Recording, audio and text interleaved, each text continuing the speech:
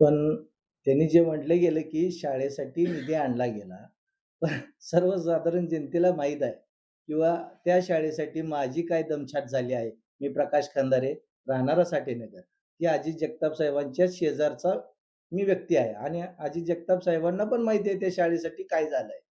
त्या शाळेसाठी मी त्यांच्याकडे वारंवार गेलो होतो, की बाबा शाळा बंद आहे त्या, नगरपालिकेच्या शाळा बंद आहे त्या. त्यासाठी मी पाठपुरावा केला. पाठपुरावा डी-पी-डी-सीकडे केला, पुणे विभागाकडे केला, मुंबई शिक्षण विभागाकडे केला. त्यानंतर मागासवर्गीय आयोगात जावं लागलं मला त्या शाळेसाठी आणि यांनी सांगतेत शाळा मी केल्या म्हणून. मला सर्वसाधारण जनतेला मला मागासवर्गीय आयोगात जावं लागलं आणि त्याचा पाठपुरावा करून मी ती शाळेच्या इमारती अ, साधारण 2022 मी 2018 ला ह्या शाळेसंदर्भात सगळ्या तक्रारी केल्या आणि 2022 ला मला निकाल लागला मागासवर्गीय आयोगाचा. त्यावेळेस मागासवर्गीय आयोगाने एक टीम पाठवली रिटायर्ड जजची, की ह्या शाळा सर्वसाधारण लोकांच्या बंद पडता कामा येऊ नये आणि त्याचे आम्हाला अहवाल पाठवण्यात यावा.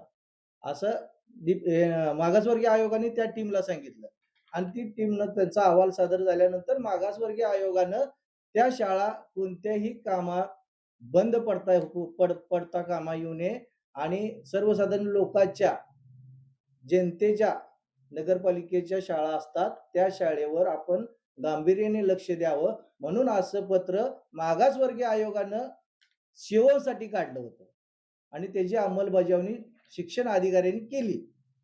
त्यामुळे ह्या शिक्षण संस्था उभारल्या गेल्या हे अजित साहेबांना माहीत आहे. आणि त्याच अनुषंगाने असंही म्हटलं की इंग्लिश स्कूल शाळा आहे. हां. त्या ठिकाणी जो मैदान आहे त्या मैदानामध्ये हॅमाचा टॉवर लावण्यात आलेला आहे. आता इंग्लिश स्कूलची शाळा, शाळा ही शिक्षणाचं क्षेत्र आहे. त्या टॉवरचा उपयोग सर्वसाधारण जनतेला काय होणार आहे? ते मैदान हे फक्त त्या शाळेसाठी वापरणार आहेत का सर्वसाधारण जनतेसाठी वापरणार आहेत? रात्रीचं तिथं लोक जाऊन बसणार आहेत का ते हाय मस्ट बघत? कशासाठी जाणार आहे? जिल्हा नियोजन समितीच्या माध्यमातून देखील त्यांनी रस्त्याचे असतील, गटाराचे असतील, अशी बरेच त्यांनी कामं केलीत असंही त्यांनी म्हटलंय. नाही, रस्त्याची कामं झालीत भरपूर त्यांच्या काळात आणि गटरीची बी कामं छान झालीत.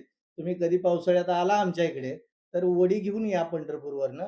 तुम्हाला कल्याण प्रभू ते नवीन जाणारा तहसीलदार रस्ता, या रस्त्याला येताना तुम्हाला ओढीनं पलीकडल्या बाजूला यावं लागेल. एवढी छान रस्त्याची कामं आणि गटरीची कामं झालेली आहेत.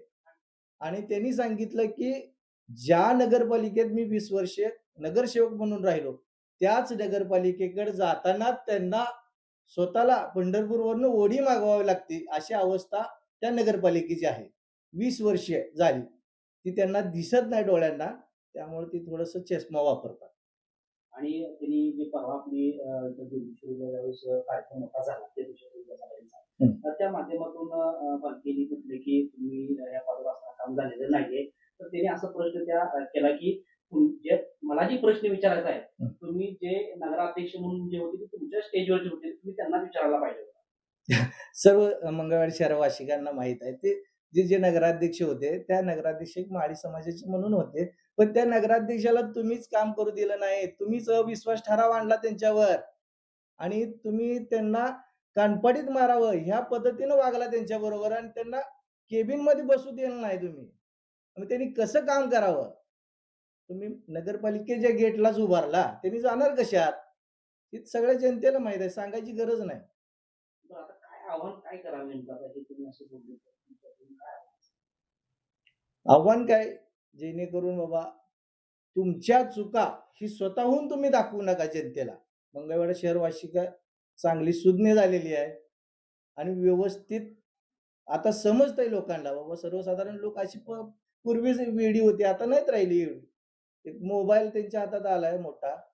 त्यात सगळं समजतंय लोकांना कसं वागायचं, काय वागायचं. त्यामुळे तुमच्या चुका तुम्ही दाखवून देऊ नका जनतेला. स्वतःच्या चुका तुम्ही दाखवून द्यायला हव्या. आता एक मंगळवेढ्यामध्ये बरेच प्रश्न आहेत, राजकीय प्रश्न आहेत आणि प्रश्न तशाच पद्धतीनं त्यांनी असंही म्हटलं की इथं मंगळवेढ्यामध्ये जे स्पार्क नाही तशा पद्धतीने नाना आणि स्पार्क देखील त्या ठिकाणी त्यांनी त्यांच्या निवडून त्यांनी उभा केलेला आहे. बरोबर आहे तुमचं म्हणणं. पण त्या नाना-नानी पार्कमध्येच तुम्ही एखाद दिवशी तुम्ही सर्वजणच जाऊन बसा किंवा एखादी नाना-नानी तिथं जाऊन बसलेली असेल किंवा त्यांना विचारा तुम्ही, "बाबा हे पार्क तुमच्या बसण्यायोग्य आहे का?" ते सांगतील. मी सांगण्याची गरज नाही. आणि तुम्ही जे म्हणता गार्डनसाठी जी सुविधा केली बाबा इथल्या नगरपालिकेच्या गार्डनसाठी, त्या गार्डनमध्ये ह्या सर्वसाधारण जनतेने सांगावं. मी सांगण्यापेक्षा, टीका-टिप्पणी करण्यापेक्षा, की त्या गार्डनमध्ये जाऊन सर्वसाधारण लोक बसण्यासारखं किंवा लहान मुलं खेळण्यासारखं नियोजन आहे का? त्या पद्धतीचं तिथं वास्तव्य आहे का? हे फक्त त्यांनी सांगावं आणि व्हिडिओ मार्फत दाखवावं.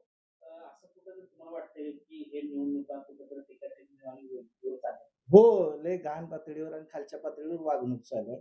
टीका-टिप्पणी करणं ही इलेक्शन पुरतं मर्यादित असतं, पण एवढ्या खालच्या पातळीवर जाणं ही योग्य नाही. मग ही तुम्ही रडका डाव म्हणतात त्याला, त्यातला प्रकार तुम्ही करायला लागला. कारण तुम्हाला माहीत झाली जनतेने ओळखलंय तुमची अवस्था. तुम्ही ती चिडून करू नका. काय होतंय, तुमचं मन जर ढासळलं, तुमच्या चेहऱ्यावर दिसायला लागले, सर्वसाधारण जनता ओळखायला लागली तुम्हाला. पण तुम्ही ढासळून जाऊ नका. निवांत राहावा. बोलू नका कुणावर वाईट.